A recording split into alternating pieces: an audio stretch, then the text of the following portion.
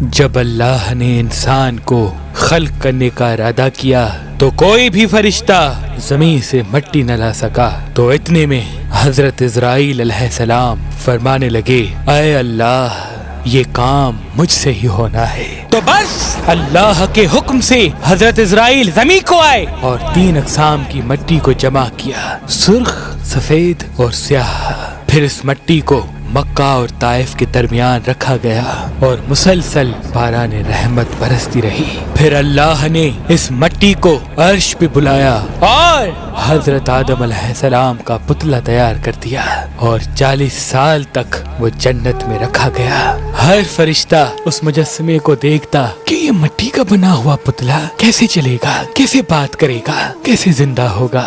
40 سال تک اللہ نے اس نشانی کو قائم رکھا اور پھر ایک دن جنت کے تمام فرشتوں کو حکم دیا کہ آج میں اپنی اس میں روح ڈالوں گا، اور جب ایسا ہو تو تمام فرشتے اس آدم کو سجدہ کر دینا۔ سب فرشتے حیرت سے پتلے کو دیکھ ہی رہے تھے، اتنے میں اللہ نے اس مٹی کے مجسمے میں اپنی روح ڈالی تو آدم علیہ السلام نے چھینک لی اور تمام فرشتے سجدے میں گر کے اللہ کی تعریف کرنے لگے سوائے ابلیس کے، اور وہ تکبر اور حسد کر بیٹھا۔ اللہ نے اسے اپنی دربار سے نکال دیا۔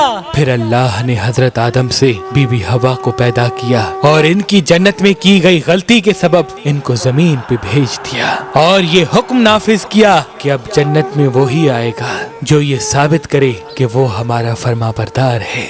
اور یوں انسانوں کے لیے دنیا میں امتحانات کو رکھا گیا تاکہ ہر انسان امتحان دے کر اللہ کو راضی کر کے جنت تک پہنچ سکے۔ تاریخ نے لکھا جب آدم و بی بی حوا زمین کو آئے تو 200 سال تک ایک دوسرے سے جدا رہے اور اللہ سے معافی مانگتے رہے۔ بالآخر اللہ نے ان کی توبہ قبول کی۔ حضرت جبریل علیہ السلام انہیں مکہ میں جبل عرفات پر چھوڑ آئے اور وہ ساتھ رہنے لگے، اور پھر اللہ نے حضرت آدم کو حکم دیا کہ وہ خانہ کعبہ تعمیر کریں، اور حضرت جبریل اور حضرت آدم نے مل کے ایک گھر کا نشان قائم کیا جس کو بعد میں تعمیر حضرت ابراہیم علیہ السلام نے کیا، اور جسے آج بھی اللہ کا گھر خانہ کعبہ کہتے ہیں۔ حضرت آدم علیہ السلام جب اپنی خطا کو لے کے پشیمان ہوتے تھے یا اللہ کی عبادت کرنا چاہتے تھے تو اس جگہ آ کے اللہ کا ذکر کر کے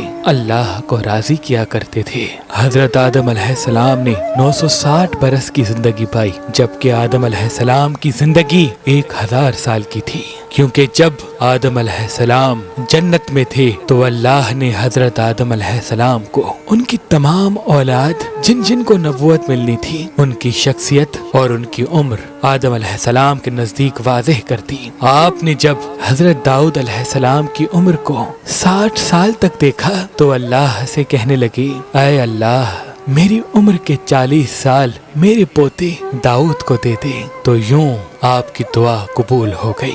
اللہ نے آدم علیہ السلام کو 2 فرزند عطا کیے، حابیل و قابیل، لیکن شیطان کے وسوسے، حسد اور نفرت نے جب قابیل کے ہاتھوں سے حابیل کو قتل کروا دیا تو حضرت آدم علیہ السلام اندر سے ٹوٹ گئے اور بار بار اللہ کی دربار میں دعا مانگنے لگے۔ تو ایک دن اللہ نے جبریل امین کو آدم علیہ السلام کے پاس بھیجا اور فرمایا، اے آدم اللہ تمہیں ایسا بیٹا دینے والا ہے جس کے نسب سے انبیاء و اولیاء زمین تک پہنچیں گے، اس کا نام شیس رکھنا۔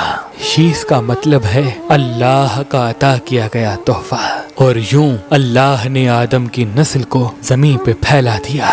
جب آدم علیہ السلام کا آخری وقت آیا آپ نے اپنے بیٹوں سے کہا کہ میرا جنت کے پھل کھانے کا جی کر رہا ہے۔ آپ کے بیٹے زمین پہ جنت کے پھل ڈھونڈتے رہے کہ اچانک سے ان کو فرشتے ملے اور کہنے لگے، اے بنی آدم کہاں جا رہے ہو؟ انہوں نے کہا، ہم اپنے بابا آدم کے لیے جنت کے پھل ڈھونڈ رہے ہیں۔ ان فرشتوں نے کہا، جاؤ तुम्हारे बाबा चंद दिनों के मेहमान हैं। आपके तमाम फर्जंद दौड़ते दौड़ते आप तक आ पहुँचे तो आदम अलैहिस्सलाम बिस्तर बीमारी पर अल्लाह का जिक्र कर रहे हैं। बस इतने में मौत का फरिश्ता आ पहुंचा। जैसे भी हवा ने मौत के फरिश्ते को देखा, हजरत आदम से लिपट गई कि मैं अपने शोहर को अपने से जुदा नहीं करूंगी। अल्लाह के नबी आदम अलैहिस्सलाम ने फरमाया, ऐ हवा मुझसे दूर हट जा, एक मर्तबा पहले भी तेरी वजह से जन्नत से निकाला गया हूँ। आज अल्लाह और उसके फरिश्ते के दरमियान तू हायल न बन। फिर आप उन फरिश्तों से मुखातिब होके कहने लगे,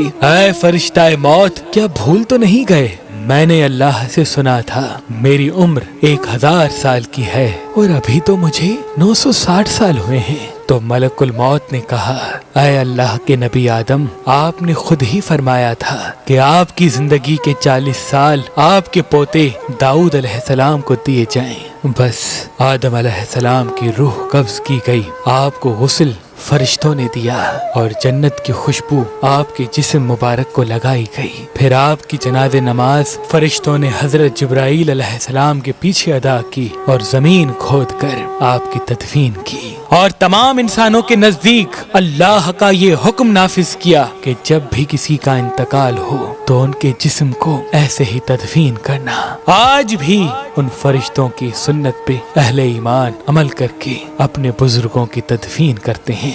आपकी कब्र मुबारक की जगह को लेके इख्तिलाफात हैं। कुछ मौरखीन के नजदीक आपकी जाए तदफीन श्रीलंका, तो कुछ के नजदीक जबले अबी कबीस, तो कुछ के नजदीक इराक और कुछ के नजदीक मस्जिद खरीफ के सहन या अंदर। बाज रवायतों में ये भी है कि जब हजरत आदम अलैहिस्सलाम का रूह कब्ज करने के लिए फरिश्ता मौत आ पहुंचा तो आपने अपने बेटे, जिसको आपने अपना जानशीन बनाया था, हजरत शीस अलैहिस्सलाम से कहने लगे कि ऐ मेरे जानशीन, मैंने अल्लाह से सुना था कि अनकरीब इस जमीन पे एक बहुत बड़ा तूफान आएगा।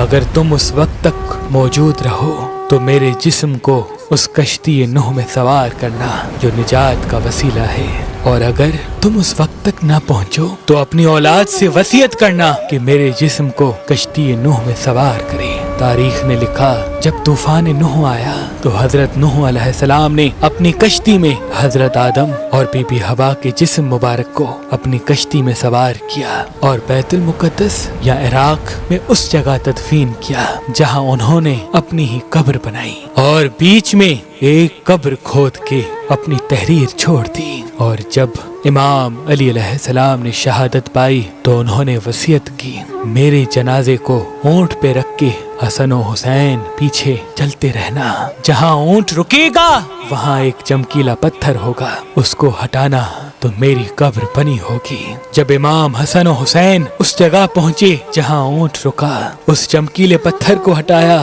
तो एक तरफ हजरत आदम अलैहिस्सलाम की कब्र बनी थी, दूसरे तरफ हजरत नूह अलैहिस्सलाम की कब्र बनी थी और बीच में एक कब्र खुदी हुई थी और उसमें तहरीर था कि ये कब्र नूह अलैहिस्सलाम ने अपने हाथों से वक्त के इमाम और रसूल अल्लाह के वसी अली इब्ने अबी तालिब अलैहिस्सलाम के लिए बनाई है। आज भी इन मुकद्दस मज़ारात की ज़ियारत के लिए लाखों लोग इराक आते हैं और ज़ियारत करके अपना ईमान ताज़ा करते हैं, अपना ईमान ताज़ा करते हैं, ज़ियारत करके अपना ईमान ताज़ा करते हैं।